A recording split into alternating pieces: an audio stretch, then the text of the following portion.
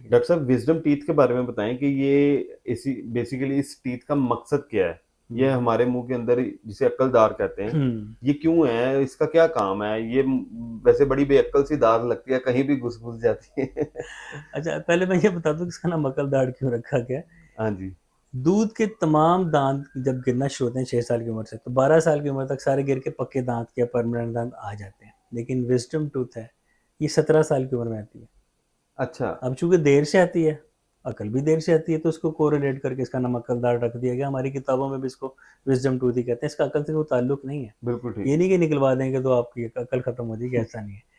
अब ये कि ये अकलदाढ़ बेसिकली हमसे पहली जो जनरेशन है, मैंने जैसे शुरू में इस पॉडकास्ट के शुरू में बताया कि वो लोग देहात देहात में रहते थे और दांतों का इस्तेमाल खूब करते थे, तो उनको दांतों को डेवलपमेंटल स्टिमुलस मिलता था, उनके जबड़े पूरे बने होते थे, जगह होती थी, और वो तीसरी जो अकल दाढ़ है, ये तीसरी दाढ़ कहलाती है। ओके, वो सही जगह पे होती थी, तंग नहीं करती थी। ओके। अब ये क्यों तंग करना शुरू हो गया? अब पिछले कई अब दा हम लोग उस तरह से अब चूँकि हम आदी नहीं है एक्सरसाइज़ के, बिल्कुल, हमारे जबड़ों में जगह कम है, अब अल्लाह ने तीसरी दाढ़ उगानी तो है ना। हाँ, अब जगह नहीं है तो कहीं न कहीं आगे-पीछे वो निकल आती है, वो टेढ़ी होती है।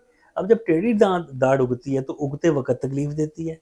जब तक मुँह में रहती है वो प्रेशर डाले रखती है सब दाँतों पे, तब दर्द देती है। और फिर जब निकालते हैं तो चूँकि वो घिरी होती है बोन के अंदर, उसको हुँ, सर्जिकली निकालना होता है, तो उस वक़्त निकलते वक़्त भी तकलीफ़ देती है।